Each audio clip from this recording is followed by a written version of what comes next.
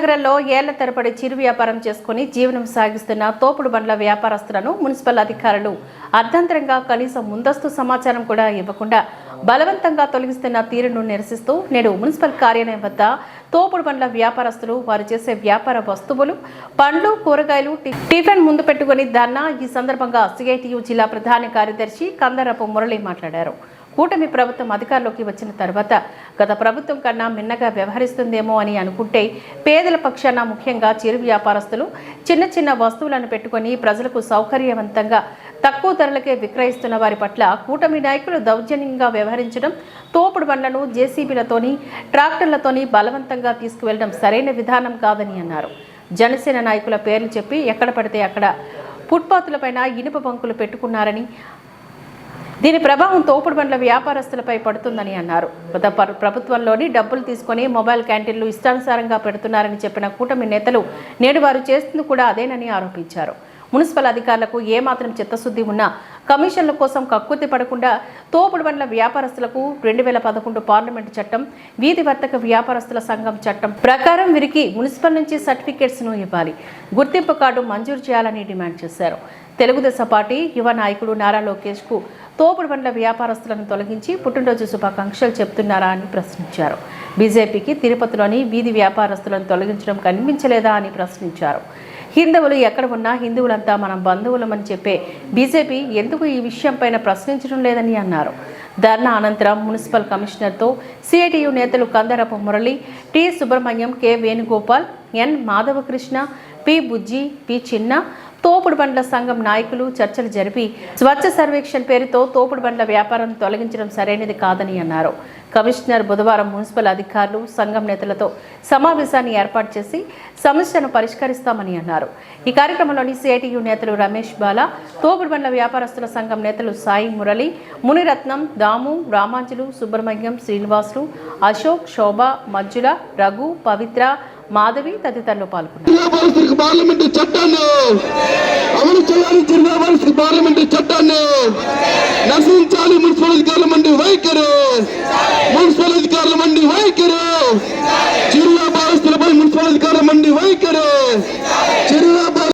అందరికీ నేను ముందుగా సిఐటి తరఫున నమస్కారాలు తెలియజేస్తున్నాను. దురదృష్టం ఏంటంటే వీళ్ళు ఎట్లా ఉద్యోగాలు ఎవరు, మన ఆకలి తీరిందా లేదా అని చెప్పి పట్టించుకునే ఓపిక వీళ్ళకి ఎవరికి ఉండదు. కానీ ఎవడోడు బతుకోడు బతుకుతా ఉంటే అటు దిక్కులేదు మీదకొచ్చి మీసాలు తిప్పి తొడలు కొట్టి ఏదో పెద్ద ఘనకార్యం సాధించినట్టుగా తయారైపోతా ఉన్నారు ఈరోజు అధికార యంత్రాంగం. మన మున్సిపల్ కమిషనర్ గారు అనే పేరుంది, కానీ దురదృష్టం ఏంటంటే ఈ కమిషనర్ గారు చెప్తే పేదవాళ్ళ మీదకి వచ్చి దౌర్జన్యం చేయడమే కాకుండా వాళ్ళ అంగళ్ళు తొలగించి జేసీబీలు పెట్టి మరి దౌర్జన్యం చేస్తూ ఉన్నారనంటే ఇంతకంటే అన్యాయం ఇంకొకటి ఉండదు అనే విషయాన్ని తెలుసుకునే ఈరోజు సిఐటి తరఫున మనం ఈ ధర్నా కార్యక్రమాన్ని ఏర్పాటు చేయడం జరిగింది.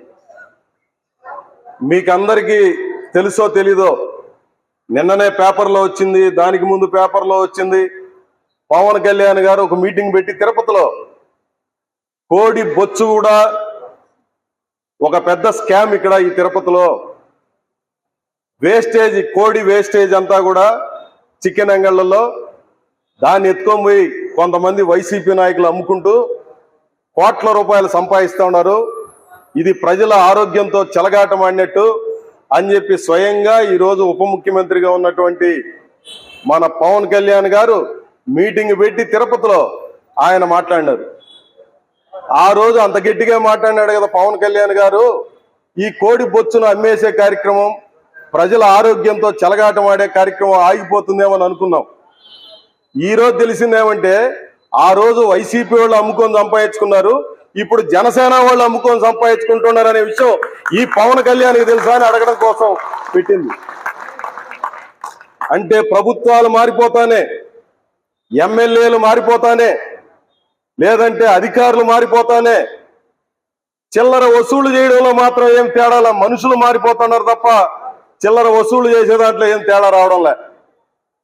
నిజంగా ఈ తిరుపతి మున్సిపాలిటీలో ఏమైనా కాన్సన్ట్రేట్ చేసి చేయాల్సిన పని ఏదన్నా ఉందంటే టీడీఆర్ బాండ్లు అమ్ముకొని కోట్ల రూపాయలు తినేసినటువంటి వాళ్ళని ఒక్క దొంగనైనా మీరు పోలీస్ స్టేషన్ పంపించో జైలుకి పంపించుంటే మేమంతా కూడా మిమ్మల్ని సమర్థించుండేవాళ్ళు. చెరువుకి తొడాలో ఒక చెరువుకి 250 కోట్ల రూపాయలు పంపించేసినటువంటి పెద్ద మనిషిని కనీసం కేసైనా పెట్టి జైలుకి పంపించుంటే మనం అబ్బా బ్రహ్మాండంగా చేశారని చెప్పి అనుకోవచ్చు. బెంచీలకి 23 కోట్ల రూపాయలు డ్రా చేసి అమ్ముకున్నటువంటి వాడేమో కలామని అయిపోతా ఉంటారు. ఇట్లాంటి వాళ్ళని ఏమీ పట్టించుకోరు. కోడి బొచ్చు అమ్ముకున్నోళ్ళ, టీడీఆర్ బాండ్లు అమ్ముకున్నోళ్ళ, లేదంటే చెరువుకి 250 కోట్ల రూపాయలు తీసేసుకున్నోళ్ళ, లేదంటే రోజు అన్ని రకాల దౌర్జన్యాలు చేస్తూ విచ్చలవిడిగా డబ్బులు వసూలు చేసే వాళ్ళని ఎవరినైనా ఒక్కరి మీదన్నా చర్య తీసుకొని ఉంటే అబ్బా వీళ్ళు చాలా కరెక్ట్ అయిన వాళ్ళు అని చెప్పి అనుకోవచ్చు. దురదృష్టం ఏంటంటే అట్లాంటి తోళ్ళు జోలికి పోరు. అట్లాంటి వాళ్ళ ఇళ్ళకి పోవనో లేదంటే వాళ్ళు అడగడానికో వీళ్ళకి దమ్ము ధైర్యం కూడా ఉండదు. ఎవరి మీదకి వస్తారే అనంటే రోజు బాగా కసరత్తులు చేసి కండలు పెంచుకొని మూలనున్నటువంటి ముసలమ్మ మీదకి పోతారంట దాడి చేయడానికి కొంతమంది పహిల్వాన్లు. ఆ మాదిరి తిరుపతి మున్సిపాలిటీలో పహిల్వాన్లు తయారై ఈరోజు బీటెక్లు చేసి, ఎంటెక్లు చేసి, పీజీలు చేసి, డిగ్రీలు చేస్తా, లేదంటే ఏ రకమైనటువంటి ఉద్యోగం సద్యోగం లేకుండా ఆడ దోశలు వేసుకుంటా, ఇడ్లీలు అమ్ముకుంటా, కూరగాయలు అమ్ముకుంటా, అరటి పండ్లు అమ్ముకుంటున్నటువంటి వాళ్ళ మీదకి తొడలు కొడుతూ పోతున్నారంటే మీకు కనీసమైనటువంటి మానవత్వం ఉందా అని చెప్పి అడగడం కోసం ఇక్కడికి వచ్చింది. మాట్లాడితే ట్రాఫిక్ రూల్స్ ఏమయ్యా, అంత ట్రాఫిక్ రూల్ ఆటంకం అయిపోతా ఉండేది. తిరుపతిలో ఆటంకపరుస్తున్నది హాకర్సా? వాళ్ళ బతుకోళ్ళు బతకడం కోసం ఎక్కడ పెట్టుకోమంటారంటే ఎవడు జనం రానటువంటి చోట్ల గ్రీన్ జోన్ అని పేర్లు పెట్టి ఆడ పోయి మీరు పెట్టుకోండి అని చెప్పి చెప్తారు. జనం వచ్చే దగ్గరేమో రెడ్ జోన్లు అని చెప్పేసి అక్కడ పెట్టుకోవడానికి వీల్లేదని చెప్పి మాట్లాడతారు. ఏమన్నా న్యాయం ఉంటుందా? భక్తులు ఎక్కడ తిరగాడుతూ ఉంటారో, జనం ఎక్కడ తిరగాడుతూ ఉంటారో అట్లాంటి చోట వ్యాపారాలు జరుగుతాయి తప్ప అట్లాంటి చోట ట్రాఫిక్ అంటారు దగ్గరికి రానిరు. ఎవడో ఒక అధికారి వస్తాడు, ఏదో మాట్లాడతాడు, లేదంటే ఎవరో ఏదో కంప్లైంట్ చేస్తారు, వెంటనే వీళ్ళంతా బయలుదేరి ఈ వ్యవహారం చేస్తుంటారు. తిరుపతిలో ఎక్కడ ఏ బిల్డింగ్ కట్టాలన్నా మొత్తం అవినీతి మయం. పోలీస్ స్టేషన్ కి ఎస్ఐ వస్తే డబ్బులు ఇచ్చి వస్తా ఉన్నారు. ఈరోజు పోలీస్ స్టేషన్ లో కానిస్టేబుల్ దగ్గర నుంచి సిఐ దాకా, డిఎస్పీ దాకా అందరూ డబ్బులు కట్టి ఈ రోజు పోలీస్ స్టేషన్ లోకి వస్తున్నారు. ఎవరికయ్యా? ఈ ప్రజాప్రతినిధులకి. ఎవడైతే మన వల్ల ఉద్ధరిస్తామని చెప్పి చెప్తున్నారో వాళ్ళకి డబ్బులు కట్టి ఈ రోజు వస్తున్నారు. ఇట్లాంటి వాళ్ళందరూ వచ్చిన తర్వాత డబ్బులు ఇచ్చి ఉద్యోగాల్లోకి వచ్చినటువంటి వాళ్ళు డబ్బులు వసూలు చేసుకుని పనిచేస్తారా, లేకపోతే వేరే ఏమన్నా పని చేస్తారా? జనసేన వాళ్ళు రోజు మాటలు ప్రెస్ మీట్లు పెట్టడంలో పోటాపోటీ తప్ప వీళ్ళ కోసం ఒక ప్రెస్ మీట్ పెట్టండి సిగ్గుంటే జనసేన నాయకులు ఇక్కడ ఉన్నటువంటి వాళ్ళందరినీ అడుగుతాను నేను. ఈ ఎమ్మెల్యే వారం కిందట ఇక్కడ మీటింగ్ పెట్టాడు. స్మార్ట్ సిటీకి 250 కోట్ల రూపాయల డబ్బులు కావాలా, దానికి ఎంత కావాలా, దీనికి ఎంత కావాలా, ఇన్ని కోట్లు కావాలని. ఇన్ని రోజులైంది కదా ఎమ్మెల్యేగా ఎన్నికై, నువ్వు ఒక్క రోజైనా తిరుపతి మున్సిపాలిటీలో అధికారులందరినీ కూర్చొని ఈ తిరుపతి నగరంలో వేలాది మంది హాకర్స్ ఉన్నారు, వాళ్ళ బతుకోళ్ళు బతుకుతా ఉన్నారు, వాళ్ళకి ఏం సాయం చేయాలని చెప్పి ఒక్క మీటింగ్ అయినా పెట్టాడు ఈ ఎమ్మెల్యే? మీకైతే ఆదాయం కోసం, మీ తప్పుడు వ్యవహారాల కోసం అయితే మీటింగ్లు పెడతారా? టెండర్ల గురించి మాట్లాడుకోవడం కోసమో, కాంట్రాక్టుల గురించి మాట్లాడుకోవడం కోసమో, డబ్బులు వసూలు చేసుకునే దాని మీద ఉన్నటువంటి శ్రద్ధ సామాన్యుడి గురించి. తోపుడు బండ్ల పైన ఈ రోజు ఈ మున్సిపల్ అధికారులు వారి ప్రతాపం చూపిస్తా ఉన్నారు. శ్రీనివాసం దగ్గర 2 రోజుల క్రితం బలవంతంగా తొలగించేశారు. మొన్న ప్రకాశం పార్క్ దగ్గర తొలగించారు. దానికి ముందు రోజు కపిల్ తీర్థం వద్ద తొలగించారు. కేటీ రోడ్ లోకి వెళ్ళి రేపటి నుంచి పెట్టడానికి వీల్లేదని చెప్పి హెచ్చరిక తెలిసేసి వచ్చారు. అలిపిరి దగ్గరికి వెళ్ళి పెట్టడానికి వీల్లేదని చెప్పి వచ్చారు. ఆర్టీసీ బస్ స్టాండ్ దగ్గరికి వెళ్ళి పెట్టడానికి వీల్లేదని చెప్పారు. ఈ చిరు వ్యాపారులు ఈ రోజు కొత్తగా పెట్టుకొని వ్యాపారం చేస్తున్న పరిస్థితి కాదు. దాదాపు ఈ తిరుపతి పుట్టినప్పటి నుంచి 35 సంవత్సరాలుగా ప్రభుత్వం వీరికి ఎటువంటి ఉపాధి కల్పించకపోయినా వారి కష్టంతో వారి యొక్క శ్రమతో ఈ రోజు రోడ్లలో ఎండకు దుమ్ముకు ధూళికి వానకి ఓర్చి వాళ్ళ కుటుంబాన్ని పోషించుకుంటున్నటువంటి వారి పైన ఈ రోజు మున్సిపల్ అధికారులు వారి యొక్క ప్రతాపాన్ని చూపిస్తా ఉన్నారు. ఇది సరైన విధానం కాదని చెప్పి ఈ రోజు ఎవరైతే తొలగించాలో 2-3 సెంటర్ల నుంచే ఈ రోజు నిరసన తెలియజేయడం కోసం వచ్చాం.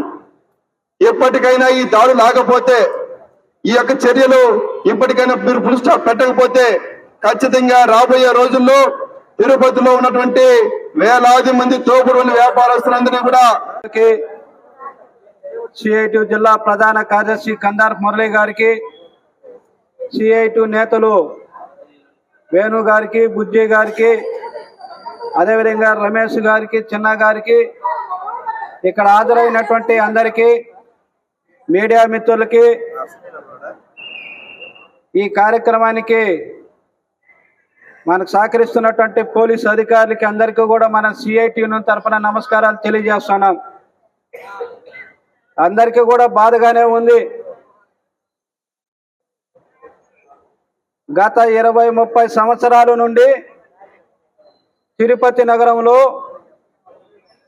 తోపుడు బండ్ల మీద చిరు వ్యాపారాలు చేసుకొని కుటుంబాలను పోషించుకుంటూ మన దగ్గరకు వచ్చేటువంటి కస్టమర్లకి తక్కువ రేట్లకు ఇస్తూ మనం అనేక రకాలుగా వాళ్ళకు ఉపయోగపడుతూ ఉన్నాం. ఏదో రిలయన్స్ మార్ట్, డిమార్ట్కు పోతే అక్కడ కేజీ ఆపిల్ పండు కొనాలంటే 200, 300, 400. అదే తోపుడు బండి మీద ఒక కేజీ ఆపిల్ పండు కొంటే 100 రూపాయలు, 150 రూపాయలకి ఎక్కడికి వస్తుంది. ఇక్కడ బండి మీద టీ తాగితే 10 రూపాయలకి టీ ఇస్తారు. అదే హోటల్లోనూ పెద్ద పెద్ద హోటల్కి వెళ్ళి తాగితే టీ 100 రూపాయలు, 500, 1000 రూపాయలు, 2000 రూపాయలు కట్టి టీ. ఇక్కడ బండి మీద ఒక జ్యూస్ తాగితే 30 రూపాయలకి, 20 రూపాయలకి జ్యూస్ తాగొచ్చు. ఏదో పెద్ద పెద్ద చోటుకి హోటల్కి వెళ్ళి తాగితే 200, 300. ఇక్కడ టిఫిన్ తింటే బండి మీద 20 రూపాయలతో, 30 రూపాయలతో కడుపు నిండుతుంది. మనం ఏదైనా పెద్ద హోటల్ పెడితే 500, 1000 రూపాయలు కావాలి టిఫిన్ తినాలంటే. అంటే ఆ లెక్కలకు, మనం అమ్మే లెక్కలకు, ధరలకి లెక్కేసుకుంటే ఎటువంటి పెద్దోళ్ళైనా ఎవరైనా తక్కువ ధరకి నాణ్యమైనటువంటి పండ్లు అన్ని కూడా దొరుకుతున్నటువంటిది మనం కూడదని ధర్నాలు చేసి మా పొట్లు కొడుతున్నారు. మాకు దారి చూపించండి, మాకు దారి చూపిస్తే మేము ఎక్కడైనా బతాము. కాదని రోజు వచ్చి బండ్లు తీసేసేవారి అడవి ఫైన్ కడతా ఉన్నాము. రోజు 20 రూపాయలు ఇస్తా ఉన్నాము. ఇచ్చి కూడా మళ్ళా ధర్నా చేసి మమ్మల్ని ప్రకారం ఏడిపిస్తా అంటే అధికారులకు, ఎమ్మెల్యేలకు, సీఎంలకు, ఎవరికైనా సరే ఇది న్యాయమా అని అడుగుతా ఉన్నాను. మాకు మేలు చేయండి అందరికీ.